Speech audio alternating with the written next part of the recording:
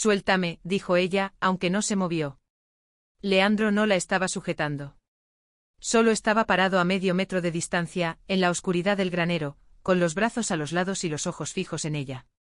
Pero Soledad lo dijo igual, como si las palabras pudieran construir una distancia que los cuerpos no estaban dispuestos a mantener. No te estoy tocando, dijo él. Ya lo sé. Una pausa. La paja crujió bajo sus pies cuando ella cambió el peso de un lado al otro. Por eso te lo digo. Afuera, la hacienda dormía. Era pasada la medianoche y el único sonido era el viento entre los eucaliptos y, más lejos, el río bajando con la velocidad oscura que tenía en esa época del año.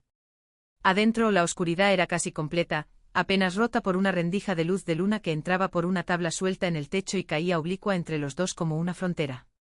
Tu padre sabe que saliste, dijo Leandro. Mi padre duerme. Tu padre nunca duerme cuando tú andas afuera. Soledad no respondió porque era verdad. Don Aurelio Fuentes Carranza, dueño de la hacienda y de todo lo que la rodeaba incluyendo el río y los cerros y las vidas de 30 familias que trabajaban su tierra, era un hombre que parecía tener un sentido especial para detectar las cosas que no quería que pasaran. Especialmente cuando se trataba de su hija menor. ¿Qué quisiste decir ayer?, preguntó Soledad. Ayer no dije nada. Con los ojos, Leandro. Con los ojos dijiste algo que no entendí y que no me puedo sacar de la cabeza. Él la miró desde la oscuridad. Tenía 26 años, las manos grandes de quien trabaja la tierra desde los 12, la espalda ancha y los hombros cargados de sol y de años. Era el mejor trabajador de la hacienda, el que todos los demás seguían cuando había que tomar una decisión rápida, el que don Aurelio llamaba primero cuando había un problema con la acequia o con el ganado. Era, también, la persona con la que Soledad había pasado las últimas 3 semanas intercambiando palabras cortas y miradas largas que ninguno de los dos sabía cómo terminar. Lo que yo diga o no diga con los ojos no puede importarte, dijo Leandro. Pues me importa. No debería. Eso ya lo sé. Soledad dio un paso hacia adelante, cruzando la línea de luz sin pensarlo, y la distancia entre ellos se redujo a algo que ya no podía llamarse distancia. Muchas cosas no deberían ser como son. Había llegado 2 meses antes, al comienzo de la temporada de siembra. No era la primera vez que trabajaba en la hacienda Fuentes, había estado 2 temporadas antes, cuando era más joven, y don Aurelio lo recordaba como trabajador cumplido y de pocas palabras, que era exactamente el tipo de hombre que el patrón prefería tener en su tierra. Leandro había nacido en un rancho pequeño a 4 horas de camino, hijo de un hombre que murió de fiebre cuando él tenía 8 años y de una mujer que sacó adelante a 3 hijos con el trabajo de sus manos y una voluntad que Leandro había heredado sin saber del todo cómo usarla. Había trabajado en 7 haciendas distintas desde los 12 años. Conocía la tierra mejor que muchos hombres que habían nacido en ella. Sabía leer el cielo y el suelo, sabía cuándo iba a llover por el olor del viento y cuándo una cosecha iba a fallar por el color de las hojas 3 semanas antes de que nadie más lo notara. Lo que no sabía era qué hacer con una mujer que lo miraba como si viera algo que nadie más había visto antes. Soledad Fuentes tenía 23 años y había pasado toda su vida dentro de los límites de lo que su apellido permitía y exigía. Era la segunda de 3 hijas, la que su padre consideraba la más sensata, la que su madre había muerto creyendo que sería la primera en casarse bien. Había recibido la educación que recibían las hijas de los hacendados, costura, música, lectura, los modales suficientes para sentarse a la mesa con las familias correctas. Había aprendido también, sin que nadie se lo enseñara explícitamente, el mapa invisible de la hacienda, quién podía mirarse a los ojos y quién no, con quién podía hablarse y de qué, dónde terminaba su mundo y dónde empezaba el de los demás. La primera vez que habló con Leandro fue por accidente. Ella cruzaba el patio trasero con una canasta de ropa y él estaba reparando el muro de adobe que bordeaba el huerto, arrodillado en el suelo con las manos en la mezcla. Soledad tropezó con una piedra suelta que nadie había quitado, y la canasta voló, y la ropa cayó en la tierra, y antes de que ella pudiera reaccionar él ya estaba de pie y recogiendo las prendas con una eficiencia tranquila que no tenía nada de servil. Gracias, dijo ella. Con permiso, respondió él, devolviéndole la canasta sin mirarla. Pero en el segundo en que sus manos se rozaron al pasar la canasta, él sí la miró. Fue apenas un instante, menos de un segundo. Pero fue suficiente para que Soledad siguiera caminando con la sensación extraña de que algo había cambiado en la composición del aire. Los días siguientes fueron una negociación silenciosa entre los dos. Se cruzaban en el patio o en el corredor, cerca del pozo. Él siempre apartaba los ojos primero, porque así lo exigía el orden de las cosas. Ella siempre lo sostenía un momento más, porque había algo en ella que resistía los órdenes que no entendía. Empezaron a hablar de a poco con la excusa de preguntas prácticas. Ella le preguntaba sobre el estado de la cosecha, sobre el ganado, sobre el trabajo del día. Eran preguntas que no necesitaban hacerse porque había capataces para eso, y los dos lo sabían, pero ninguno lo decía. Las conversaciones duraban 2 minutos, 3 minutos, y en esos minutos pasaban más cosas que en las horas del resto del día. Leandro hablaba con ella de la misma manera en que hablaba con todos, directo, sin adornos, sin la reverencia exagerada que algunos trabajadores usaban con los patrones como una forma de protección. La trataba con respeto, pero era el respeto que se tiene entre iguales, no el que se tiene hacia alguien que está por encima. Eso era lo que más la desconcertaba y lo que más la atraía, la sensación de que él la veía, no a su apellido, no a su posición, sino a ella. ¿De dónde eres?, le preguntó un día, mientras él revisaba el estado de un árbol frutal en el huerto. De lejos, respondió él. Eso lo sé. ¿De dónde exactamente? De un lugar que usted no conoce. Deja de llamarme usted. Él se detuvo. La miró. Había algo en esa mirada que era como asomarse a un pozo profundo, uno no sabía bien cuánto había abajo. No sería conveniente, dijo. ¿Para quién? Para los dos. Soledad cruzó los brazos y lo miró con esa expresión suya que sus hermanas llamaban la cara de cuando quiere ganar. Tú decides cómo me llamas cuando estamos solos, dijo. Cuando hay otros, como quieras. Leandro volvió al árbol. Pasó un momento antes de que dijera sin voltearse. Soledad. Era la primera vez que lo decía. El nombre en su boca sonó diferente a como sonaba en cualquier otra, como si tuviera otro significado, uno que no estaba en el diccionario. El problema con los secretos en una hacienda es que nunca son completamente secretos. Hay demasiados ojos, demasiados oídos, demasiadas personas que viven juntas en un espacio donde la privacidad es un lujo que solo tienen los que mandan. Fue Celeste, la cocinera, quien empezó a notar. Después fue Ramona, la hermana mayor de Soledad, que tenía los ojos afilados de quien lleva años observando lo que no le corresponde. Después fue el capataz, que le dijo a don Aurelio con la incomodidad de quien trae malas noticias, que la señorita Soledad y el jornalero Leandro tenían conversaciones que duraban más de lo razonable. Don Aurelio no dijo nada ese día. Pero esa noche llamó a Soledad a su estudio, le sirvió un vaso de agua que ella no pidió, y le habló con la calma particular de los hombres que están acostumbrados a que las cosas se hagan como ellos dicen. Esta hacienda tiene un orden, dijo mirando el vaso en lugar de mirarla a ella. Ese orden existe por razones. Las razones no siempre son justas, pero existen y mientras existan hay que respetarlas. Papá. No he terminado. Una pausa. El muchacho es buen trabajador. No tengo nada que decir de su trabajo. Pero hay cosas que no se mezclan. No porque yo lo diga. Porque así es el mundo. El mundo puede estar equivocado, dijo Soledad. Don Aurelio la miró por primera vez desde que había entrado. El mundo estará equivocado, dijo. Pero es el único que tenemos. Esa fue la noche que Soledad fue al granero. Ahora estaba parada a menos de 1 metro de Leandro con la luz de luna entre ellos ya sin importar, y el corazón golpeando con esa fuerza particular que tiene cuando el cuerpo sabe antes que la mente que algo está a punto de cambiar. Mi padre va a pedirte que te vayas, dijo ella. Leandro no se sorprendió. Asintió despacio. Ya lo esperaba. ¿Y qué vas a hacer? Lo que me toque hacer. ¿Y qué te toca hacer? Él la miró con esos ojos que tenían demasiado adentro. Irme, dijo. La palabra cayó entre los dos como una piedra en agua quieta. ¿Sin decir nada?, preguntó Soledad, y su voz tuvo un filo que ella misma no esperaba. ¿Qué podría decir? La verdad, por ejemplo. La verdad no cambia nada.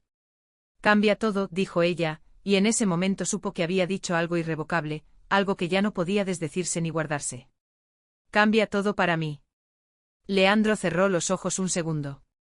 Cuando los abrió tenían una expresión que Soledad reconoció porque la había visto antes, en animales heridos, en hombres que cargan cosas que no eligieron cargar, la expresión de quien quiere algo que sabe que hacerle daño. Soledad. Su nombre otra vez, en esa voz.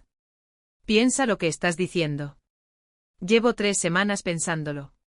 Piénsalo mejor. Piensa en lo que significa. Piensa en lo que le pasaría a tu familia. Piensa en lo que me pasaría a mí. ¿Qué te pasaría a ti? Que un hombre como yo no puede querer a una mujer como tú sin que eso le cueste todo lo que tiene. Tú no tienes nada. Fue una frase que salió antes de que pudiera detenerla, y en el momento en que la oyó en el aire supo que había sonado peor de lo que quería. Pero Leandro no se enojó. Solo asintió con una especie de amargura tranquila. Exactamente, dijo. No tengo nada. Ni tierra, ni nombre, ni dinero, ni futuro que ofrecerle a nadie. Solo trabajo y manos y un apellido que no significa nada en ningún lugar. ¿Qué hago con eso frente a tu padre? ¿Qué hago con eso frente a ti? Me lo ofreces a mí y yo decido, dijo Soledad. No funciona así. ¿Por qué no? Porque el mundo no funciona así. Ya me dijeron eso hoy, respondió ella. 2 veces en el mismo día empieza a sonar a mentira. Leandro se fue 3 días después, como don Aurelio había ordenado. Le pagaron lo que le correspondía, le dieron las gracias que se dan sin mirar a los ojos, y el capataz lo acompañó hasta el camino con la amabilidad forzada de quien está cumpliendo una orden que no le gusta del todo. Soledad lo vio irse desde la ventana de su cuarto, en el segundo piso de la casa grande, con las manos apoyadas en el alféizar y el pecho apretado de una manera que no se parecía a nada que hubiera sentido antes. Leandro no miró hacia arriba. O si miró, fue tan rápido que ella no alcanzó a verlo. Se quedó en la ventana mucho después de que él desapareciera por el recodo del camino. Afuera, la hacienda seguía con su rutina, los trabajadores en los campos, las mujeres en el lavadero, los niños corriendo entre las casas. El mundo giraba con su indiferencia habitual, completamente ajeno a lo que acababa de perderse o de dejarse perder. Esa noche Soledad no bajó a cenar. Su hermana Ramona le llevó un plato que no tocó. Su padre no preguntó nada, que era su manera de decir que el asunto estaba cerrado. Pero hay cosas que no se cierran con un despido y un camino de tierra. Pasaron 4 meses. La cosecha llegó y se fue con sus propias urgencias. Don Aurelio habló con 2 familias de la región sobre posibles pretendientes para Soledad, un hombre mayor que tenía tierras al sur y un joven de apellido respetable que había estudiado en la ciudad y que tenía, según el padre, todo lo que hacía falta tener. Soledad escuchó las descripciones sin comentar. Asistió a las visitas con la cortesía aprendida de toda la vida. Y en ningún momento dejó de pensar en un hombre con las manos grandes y los ojos profundos, que le había dicho su nombre como si tuviera otro significado. En el 4.º mes, llegó una carta. No venía con nombre en el sobre, solo con el nombre del pueblo desde donde se había enviado, un pueblo que Soledad no conocía pero cuya ubicación encontró, después de preguntar con cuidado, a unas 8 horas de camino hacia el norte. La letra era trabajada, la de alguien que había aprendido a escribir de adulto y que ponía más cuidado que elegancia en las palabras. La carta decía poco. Decía que estaba bien. Que había encontrado trabajo en otra hacienda. Que el clima allá era diferente. Y al final, en las últimas 2 líneas decía, pienso en lo que dijo esa noche en el granero. No debería. Pero pienso. Soledad leyó la carta 4 veces. La guardó dentro del forro de su libro de rezos, que era el único lugar de la casa donde nadie miraba. Y esa noche, por primera vez en 4 meses, durmió bien. Le respondió.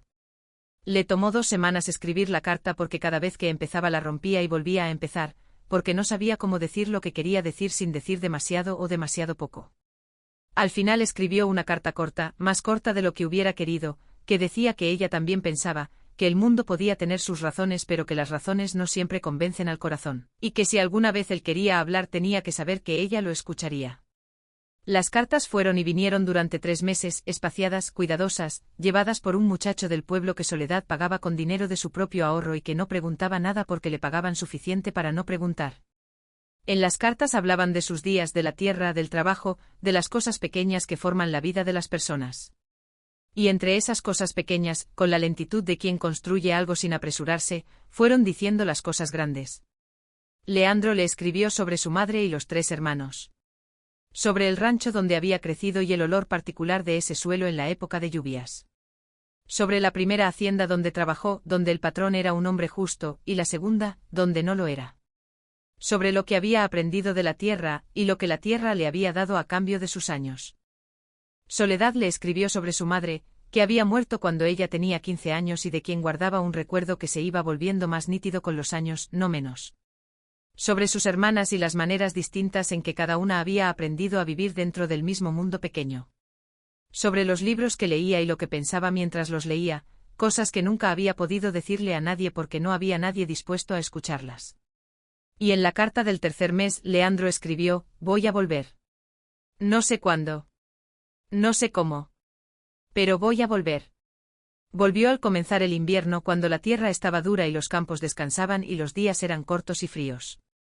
No llegó a la hacienda. Llegó al pueblo, a una posada pequeña que quedaba a 2 kilómetros del camino principal, y le mandó un mensaje a Soledad por el mismo muchacho que había llevado las cartas. Ella fue a verlo una tarde de sábado, con la excusa de una visita a la familia de una amiga en el pueblo. Ramona le prestó el chal sin preguntar demasiado. O preguntó con los ojos y Soledad respondió con los suyos, y las dos entendieron que había cosas que era mejor no decirse en voz alta. Se encontraron en el patio interior de la posada, entre una parra sin hojas y una fuente sin agua. Leandro estaba sentado en un banco de piedra con el sombrero entre las manos, y cuando la vio llegar se puso de pie con esa manera que tenía de moverse, sin prisa pero sin pausa. Se miraron un momento antes de hablar. Era la primera vez que se veían después de casi 8 meses, y Soledad pensó que el tiempo había hecho algo extraño, en lugar de borrar los detalles, los había afilado. Lo veía más claramente ahora que antes. «Viniste», dijo ella. «Dije que vendría». «Lo sé. Pero la gente dice muchas cosas». «Yo no», dijo él. Hablaron durante 2 horas, sentados en el patio frío de la posada, con el aliento haciéndose visible en el aire helado. Hablaron de todo lo que las cartas no habían alcanzado a decir y de todo lo que las cartas sí habían dicho pero que necesitaba la voz para volverse completamente real. Y cuando ya era tarde y Soledad tenía que volver, Leandro le dijo, mirándola con esa directness suya que no tenía nada de arrogancia pero tampoco de timidez: «Sé que no tengo nada que ofrecerte que tu padre aceptaría. Sé que si me acepta a mí pierdes todo lo que él considera que deberías tener. Sé que el mundo tiene sus razones aunque no sean justas. Y también sé que me importas más que cualquier cosa que he tenido o que podría tener, y que si me dices que no quieres esto yo lo acepto, pero si me dices que sí, yo no me voy a rendir». Soledad lo miró durante un momento largo. «¿Y qué harías?», preguntó. «Si digo que sí». «Hablar con tu padre». «Te va a echar». «Ya me echó una vez y aquí estoy». Habló con don Aurelio una mañana de entresemana, sin avisar, presentándose en la puerta de la hacienda con el sombrero en la mano y la espalda derecha. El capataz fue a avisarle al patrón con cara de quien no entiende qué está pasando pero siente que no va a gustarle. Don Aurelio lo recibió en el corredor, no en el estudio, que ya era una manera de decir cosas sin palabras. Se quedó de pie, no le ofreció asiento, y lo miró con la expresión de quien ya sabe lo que viene y ha decidido de antemano cómo va a terminar. Leandro habló con respeto pero sin bajar la voz. Le dijo lo que sentía por Soledad. Le dijo lo que tenía, que era poco en términos de dinero y tierras pero que incluía trabajo honesto, salud, voluntad y la intención de construir algo desde donde estuviera aunque tardara años. Le dijo que entendía la posición del patrón y que no estaba ahí para faltarle el respeto sino para pedirle que lo considerara como hombre y no solo como jornalero. Don Aurelio lo escuchó todo sin interrumpir. Cuando Leandro terminó, hubo un silencio que duró lo suficiente para sentirse. «¿Cuánto tiene usted?», preguntó el patrón. «Mis manos y mis años». «¿Tierra?». «No». «¿Dinero?». «El que he ahorrado en 7 años de trabajo». «No es mucho». «¿Nombre?». «El mío, que no vale nada en ningún registro pero que es limpio». Don Aurelio lo miró largo tiempo. «Váyase», dijo finalmente. «Y no vuelva». Esa noche Soledad tuvo la conversación más larga y más difícil que había tenido con su padre. No fue una conversación de gritos, en la familia Fuentes no se gritaba, porque los Fuentes no necesitaban gritar para hacerse sentir. Fue una conversación de palabras pesadas, de silencios cargados, de 2 personas que se querían y que estaban paradas en lados opuestos de algo que no cabía en ninguna palabra sencilla. Don Aurelio le habló del apellido, de la posición, de lo que había construido y de lo que esperaba para ella. Le habló de los riesgos de una vida sin respaldo, de lo que le esperaba a una mujer que elegía mal, de todo lo que podía perder. Soledad lo escuchó. Y después, con una calma que le había costado 23 años construir, le respondió. Le dijo que lo quería. Que respetaba lo que había construido. Que entendía sus razones aunque no las compartía. Que el mundo que él describía era real pero que no era el único mundo posible. Y que si tenía que elegir entre el apellido y el hombre elegía al hombre, no porque el apellido no valiera nada, sino porque sin el hombre el apellido era solo un sonido vacío. Don Aurelio se quedó callado después de eso. Soledad vio algo moverse en su cara, algo debajo de la dureza que había ahí siempre, algo que se parecía a una vieja pena propia que ella no conocía del todo. Tu madre, dijo él finalmente con una voz que era diferente a la de antes. Tu madre también eligió así. Soledad no supo qué decir. Nunca había escuchado eso. Yo no tenía nada cuando la conocí, continuó su padre, mirando el suelo. Menos que ese muchacho incluso. Y su familia tampoco me quería. Y ella eligió igual. El silencio que siguió fue diferente a todos los anteriores. ¿Y te arrepentiste? Preguntó Soledad en voz muy baja. Don Aurelio tardó en responder. Ni un solo día, dijo. No fue fácil. Nunca lo es cuando las cosas que se rompen son estructuras que llevan mucho tiempo en pie. Ramona tardó en aceptarlo, aunque al final lo aceptó. Los conocidos de la familia hablaron, como habla siempre la gente cuando alguien hace algo que no entra en los moldes conocidos.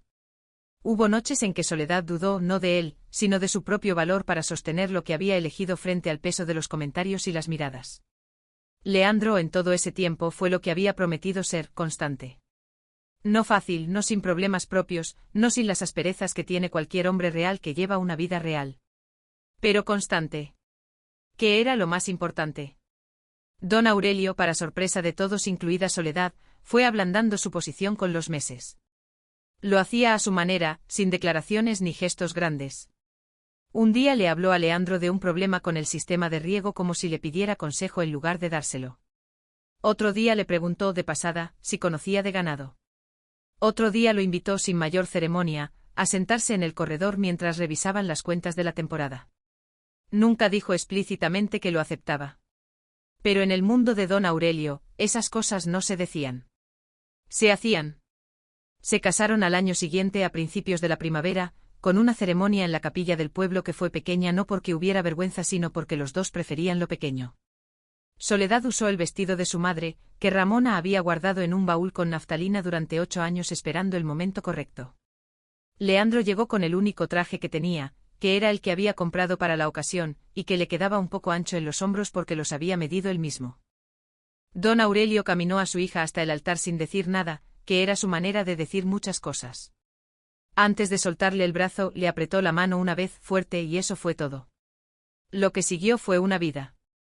No una historia de cuento, no una vida sin dificultades ni años difíciles ni diferencias que costara trabajo resolver. Leandro venía de un mundo y Soledad de otro, y esa distancia no desaparecía por el hecho de quererse, había que trabajarla todos los días, hay que entenderla, hay que tener la paciencia de construir un idioma común cuando se empieza desde lenguas distintas. Pero lo construyeron.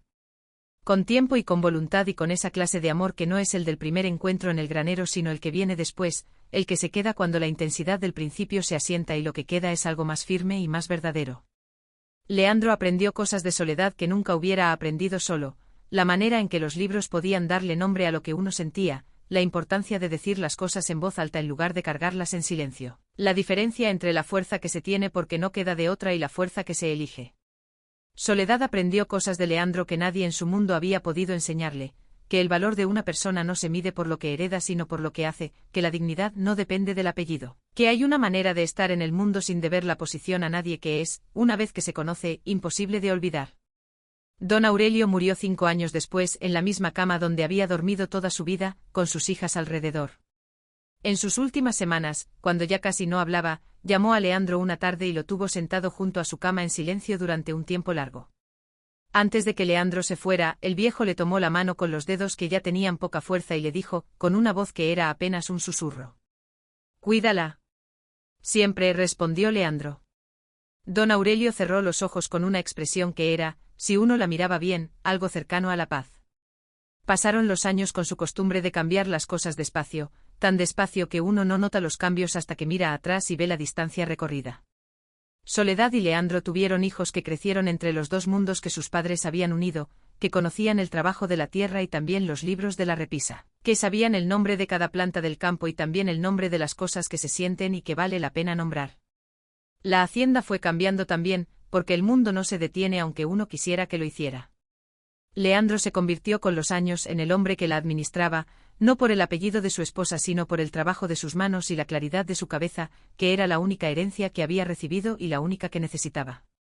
Y en las noches de invierno, cuando el fuego estaba alto y los hijos dormían y la hacienda quedaba en silencio bajo el cielo frío, Soledad y Leandro se sentaban juntos con la familiaridad tranquila de dos personas que han aprendido a ser el hogar del otro. Y a veces hablaban y a veces no hablaban, y en cualquiera de los dos casos había entre ellos esa cosa que no tiene nombre exacto pero que se reconoce cuando se tiene, la certeza de estar en el lugar correcto con la persona correcta, después de todo. Que era exactamente lo que los dos habían querido desde aquella noche en el granero, cuando ella le dijo suéltame aunque él no la estuviera tocando, y los dos supieron, sin decirlo, que el problema no era que la estuviera sujetando sino que no lo estaba haciendo todavía.